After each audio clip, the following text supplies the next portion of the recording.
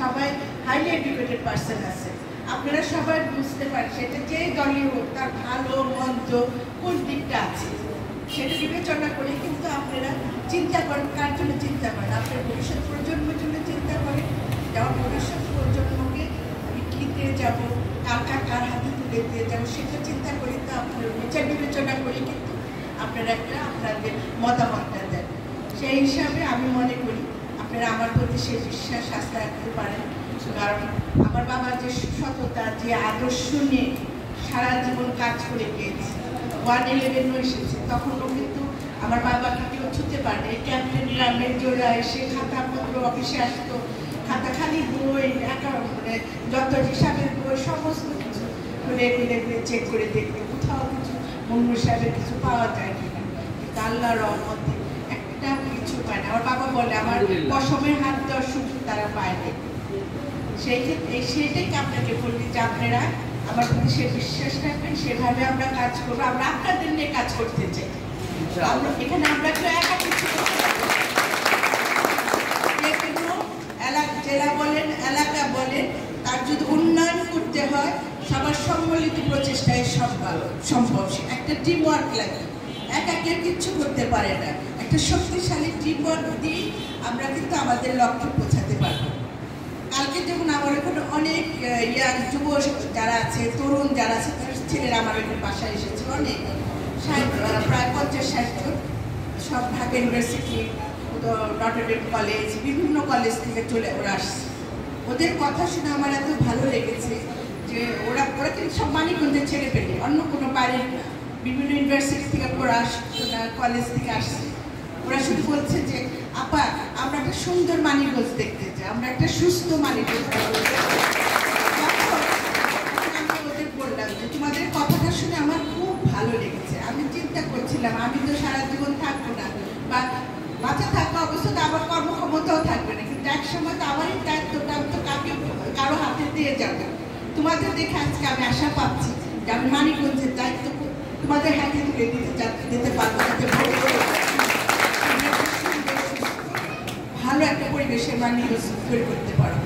আমি আমার নেতা কর্মী যারা আছে তাদের সবসময় বলি যে আমাদের মডেল হয়ে থাকতে হবে। যেখানে আমরা যাই, যে কাজটা আমরা করি, সেটা ছোট কাজ হোক বড় কাজ হোক, সেখানে একটা আদর্শ হয়ে কাজ করতে হবে।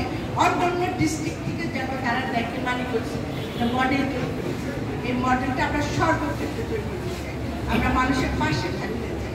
আমাদের মাননীয় চেয়ারম্যান মহোদয় জনাব তারেক রহমান আমাদের নির্দেশনা দিয়েছেন যে আপনারা এলাকায় যান, আমার হিন্দু সম্প্রদায় যারা আছে, আমার ভাই বোনরা যারা আছে, তাদের আপনি দেখে আসেন তারা ভালো আছে কিনা, তাদের কোনো অসুবিধা হচ্ছে কিনা।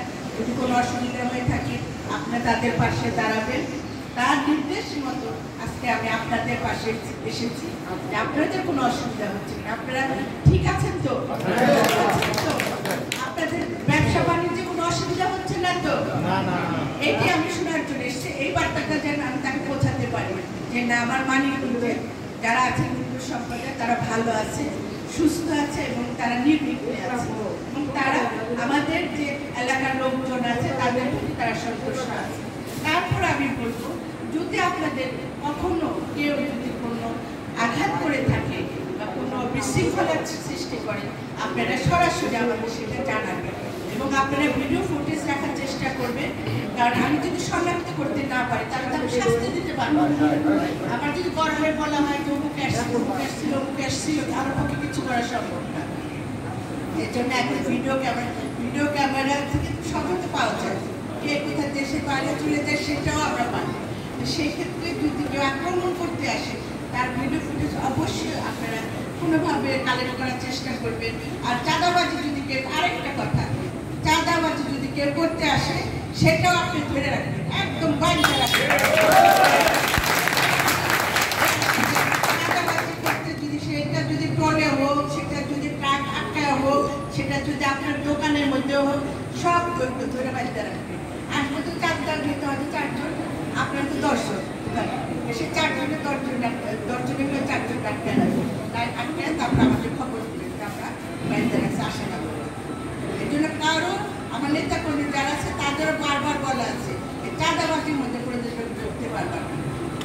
এই চাঁদাবাজি খুব খারাপ জিনিস, যেটা দুর্নীতি চাঁদাবাজি মানে দুর্নীতি করা। এই দুর্নীতি থেকে আমাদের দেশকে উদ্ধার করতে হবে। অনেক দুর্নীতি হয়েছে, এই দুর্নীতি শেষ করতে হবে। আমি তো আমার বক্তব্যে বলছি, আমরা এখন কষ্ট করব, আমরা একবেলা থাকবো, এক কাপড়ে থাকবো, কিন্তু কোনো দুর্নীতিবাজরে এক প্রশ্রয় দেওয়া যাবে না। হোক বড় হোক, যে লেভেলের লোক হোক, দুর্নীতিবাজ হটাইতে হবে, এই চাঁদাবাজিদের হটাতে হবে। যে চাঁদাবাজি সে যদি মনে করতে পারেন আমি তো অনেকের চিনি না, আমার সাথে কাজ করতেছে, আমি তো সেটা বুঝতেছি না তার ভিতরে কি আছে।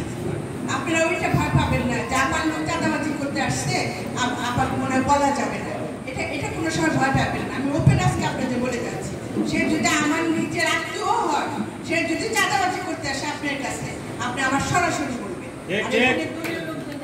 নেতৃবৃন্দ আছে তাদের কাছে রিপোর্ট দিবেন, যে একদম নাম উল্লেখ করবে। এখানে কোনো ভয় পান না, অনেকে মনে করবে যে আমি নামটা বলে ফেলি তাহলে আমার উপর আবার আঘাত আসবে। এই সাহস এখন আর কেউ নেই। এখন আমরা অনেক কষ্ট করছি, 17 বছর অনেক কষ্ট করে অর্জন, এই অর্জনকে আমরা নষ্ট করতে চাই না। এই দুষ্ট ছেলে পেলের জন্য অর্জন নষ্ট করে। আমার একটা কথা, দুষ্ট করে থেকে আমার শূন্য বল ভালো ছেলে মেয়ে, সুস্থ মনের ছেলে মেয়ে, আবার এই দলটা গঠন করবো এবং দলটাকে এমনভাবে গঠন করবো যাতে আগামী প্রজন্ম দেখে যেতে পারে আমরা কিছু ভালো করছি। আমরা তো ভালো কিছু করতে পারি নাই সচরাচর, আমরা তো কি আমাদের সময় যারা আছে তারা কিন্তু আসলে কিছু করতে পারি না প্রজন্মের জন্য। এই তরুণ সমাজ কিন্তু এই পরিবর্তনটাই নিচ্ছে, ওদের হাত দিয়ে পরিবর্তন আসছে। এখন আমাদের দায়িত্ব কি, আমরা যারা অভিভাবক, আমরা যারা এখানে মুরব্বী হয়েছে, আমরা যারা জনপ্রতিনিধি হওয়ার চিন্তা করি,